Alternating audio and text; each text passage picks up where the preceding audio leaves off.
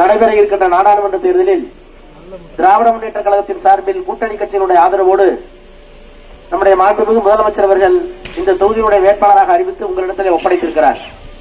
உதயசூரியன் சின்னத்திலே வாக்களித்து என்னை நாடாளுமன்றத்திற்கு அனுப்புங்கள் என்று கேட்டுக்கொள்ள வருகை இருந்திருக்கின்றோம். இந்த தேர்தல் எப்படிப்பட்ட தேர்தல் என்று உங்களுக்கு தெரியும். நானே இந்த தேர்தல் 8வது தேர்தல், எனக்கு 8 முறை நின்றுங்க. இது 8வது தேர்தல். 4 முறை பெரம்பலூர்ல நின்றேன், 4 முறை ஊட்டியில நிக்கிறேன். இந்த 8 தேர்தலில் இதுவரை பார்க்காத ஒரு தேர்தல் இந்த தேர்தல். மிகவும் பதட்டமான, ஆபத்தான, விசித்திரமான, வித்தியாசமான தேர்தல். அதனாலதான் நம்முடைய மாண்புமிகு முதலமைச்சர் அவர்கள் ஸ்டாலின் குரல் என்று வாட்ஸ்அப்ல ஒரு குரல் வருது. இந்தியாவை மீட்க உங்கள் ஸ்டாலின் அழைக்கிறேன் என்று ஒரு குரல் எல்லா பத்திரிகையும் பார்த்திருப்பீங்க. தமிழ்நாட்டுடைய முதலமைச்சர், அவர் முதலமைச்சர் ஆகி 3 ஆண்டுகள் தான் ஆகிறது. கொடுத்த வாக்குறுதியெல்லாம் நிறைவேற்றினார். நான் ஆட்சிக்கு வந்தால் கொரோனா பொது முடக்கத்தால் பாதிக்கப்பட்டிருக்கின்ற எல்லா தமிழ்நாட்டில் இருக்கிற 1.25 கோடி எல்லா காடுகளுக்கும் 4000 ரூபாய் கொடுப்பேன்னாரு. ஆட்சிக்கு வந்து கொடுத்தாரு. இத்தனைக்கு எடப்பாடி பழனிசாமி வச்சுட்டு போன 5 லட்சம் கோடி கடனையும் தாண்டி 4000 ரூபாய் கொடுத்தாரு. அப்புறம் மகளிர் உரிமை தொகை வரலன்னாங்க. ஓராண்டுக்கு பிறகு 1000 ரூபாய் கொடுத்தார்.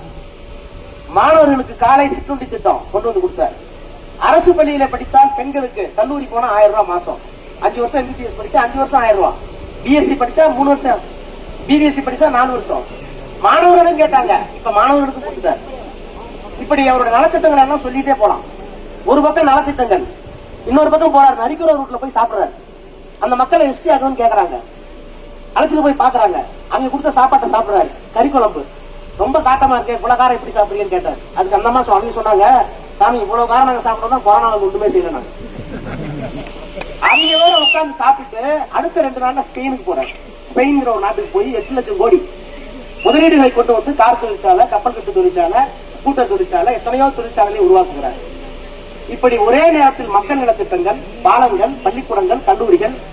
ஊட்டியில ஒரு காலேஜ் இருக்கு, கூடலூர்ல ஒரு காலேஜ் இருக்கு, கீழே மேட்டுப்பாளையத்துல கூட காலேஜ் இருக்கு, சத்தியமங்கலத்துல காலேஜ் இருக்கு.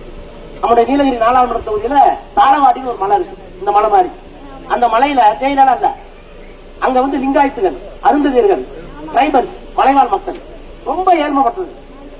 கர்நாடகா பார்டர். 5 மணிக்கு மேல பஸ் கிடையாது, 6 மணிக்கு மேல பஸ் கிடையாது. அங்க +2 படிச்சுட்டா பையனுங்களோ பொண்ணுங்களோ காலேஜுக்கு ஒருத்த கூட கிடையாது. தனித்த துண்டித்த மலை அது. பவானிசாகர் தொகுதியில இருக்கு, நம்ம நீலகிரி நாடாளுமன்ற தொகுதியில வருது. அங்க போய் பார்த்தா 15 வயசு 16 வயசுல கல்யாணம் பண்ணி கொடுத்துருவாங்க, 13 வயசுல கல்யாணம் பண்ணி கொடுத்துருவாங்க. படிப்பு கிடையாது. அந்த மக்கள் எல்லாம் அவனை கஷ்டப்பட்டாங்க. நம்முடைய முதலமைச்சர் தான் போய் கேட்டேன், எவ்வளவோ கல்வி வந்துச்சு தமிழ்நாட்டுல, ஆனால் ஒரு பகுதி துண்டா நிக்கிறேன்னு கேட்டேன். உடனே 16 கோடி ரூபாய் செலவில ஒரு புதிய கலை கல்லூரியை பொலிவுற கட்டி இன்றைக்கு 400 பேர் அங்க படிக்கிறாங்க. இதெல்லாம் எதுக்கு சொல்றேன்னா, எல்லாமே செஞ்சுட்டு இருக்காரு. நான் தமிழ்நாடு நல்லதா இருக்கு, ஆனால் ஸ்டாலின் குரல் எதற்காக அப்படின்னு சொல்லணும். இந்தியாவை காக்க உள்ள நான் நினைக்கிறேன் என்று ஸ்டாலின் நினைக்கிறேன் ஏன் சொல்லணும்? இந்தியா ஆபத்துல இருக்குன்னு அவர் சொல்றாரு. என்ன சொல்றாரு? என்ன ஆபத்து? இப்போ இந்த பிரச்சார கூட்டத்தில் நான் தமிழ்ல பேசுறேன், வெள்ளி பருகால பேசினாரு, கணேசன் பருகால பேசினாரு, ராமச்சந்திரன் பருகாசுல பேசினாரு, அந்த பாஸ்கரன் மலையாளத்துல பேசினாரு, இன்னொருத்தர் இருக்காரு தெலுங்குல பேசுறது கூட ஆள் இருக்கு.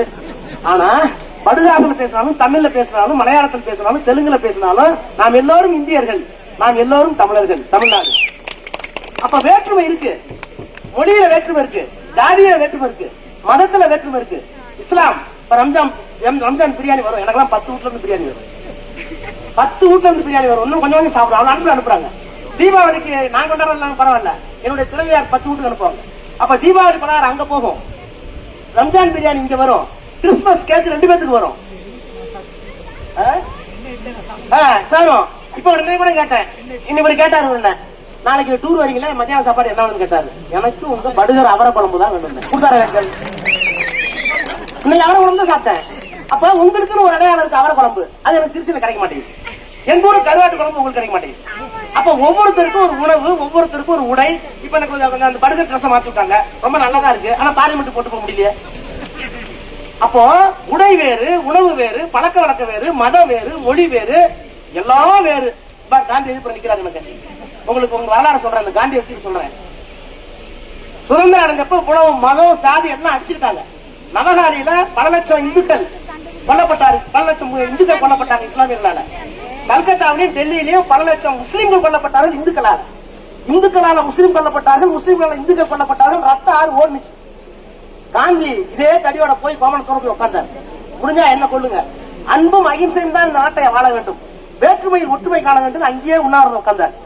பதறி போய் பிரதமராக இருந்த நேரு, அம்பேத்கர், வல்லபாய் பட்டேல், ஷாமா பிரசாத் முகர்ஜி, இன்னைக்கு பிஜேபி அந்த கட்சிக்கு மூத்த தலைவர் இந்து மகாசபை, அவர்களெல்லாம் ஓடி போய் காகிதம் இல்ல எல்லாரும் ஓடி போய் காந்தி கையை பிடிச்சி நாங்க பாத்துக்கிறோம், இனிமேல் மனசண்டை நடக்காது, இந்த நாட்டில் எல்லோரும் இந்திய உணர்வோடு வாழ்வோம் என்று சொல்லி 100 பேர் கையெழுத்து போட்டு காந்தியை கூட்டிட்டு வந்து இந்தியாவை உருவாக்கினார்கள். அதுதான் இந்த காந்தி தேசம். இன்னைக்கு அந்த காந்தி தேசத்திற்கு ஆபத்து வந்திருக்கு. ஒரே மொழி, ஒரே மதம், எல்லாரும் இந்த மதத்தில் தான் இருக்கணும், இந்த நாடே இந்த நாடு தான் என்று சொல்லி நம்முடைய அடையாளத்தை கலாச்சாரத்தை அழித்து விட்டு இங்க இருக்கிற சிறுபான்மை மக்களுக்கு எந்த உரிமையும் கொடுக்காம எப்ப சாவறாங்க, எப்ப கொலை நடந்தது ஒண்ணுமே தெரியலையே. அப்ப இப்படி மதத்தை வைத்து அரசியல் செய்கின்ற மோடி மீண்டும் ஆட்சிக்கு வந்தால் கொடுத்த வாக்குறுதி ஒண்ணு நிறைவேற்றிருக்காரா? 15 லட்சம் பணம் போட்டாரா? வருமானம் 2 மாதம் உயர்த்தி சொன்னாரா? வருஷத்துக்கு 2 கோடி பேருக்கு வேலை கொடுக்க சொன்னாரா? ஒண்ணுமே கிடையாது. எனக்கு தெரிஞ்சு சொல்றேன், 25 ஆண்டு காலம் நான் வந்து டெல்லியில இருக்கேன், 20 ஆண்டு காலம் 21 ஆண்டு காலம் நாடாளுமன்றத்தில் இருக்கேன். எம்பி 51 வயசுல போனேன், இன்றைக்கு 60 நெருக்கிட்டேன். என்னுடைய அரசியல் வாழ்க்கையில் இப்படி ஒரு பிரதமர் நாடாளுமன்றத்தில் நான் பார்த்ததில்லை. ஒரு நாள் கூட கேள்வி நேரத்தில் பிரதமர் வரமாட்டார், கேள்வி நேரத்துக்கு வரமாட்டார், பார்லிமெண்ட் மதிக்க மாட்டார். வந்தா அவர் என்ன விருப்பமோ சொல்லிட்டு போயிட்டே இருப்பார். இப்படி ஒரு ஜனநாயக போக்கை, மதவாத அரசியலை செய்கின்ற, ஊழலை செய்கின்ற இந்த அரசை அப்புறப்படுத்துகிற துணிச்சல் இன்றைக்கு இந்தியாவில் இறந்த தலைவர்கள் எல்லாம் பயப்படுறாங்க. இன்கம் டாக்ஸ் ரைடு வந்துடும், இடி வந்துடும், எல்லாம் வந்துடும்.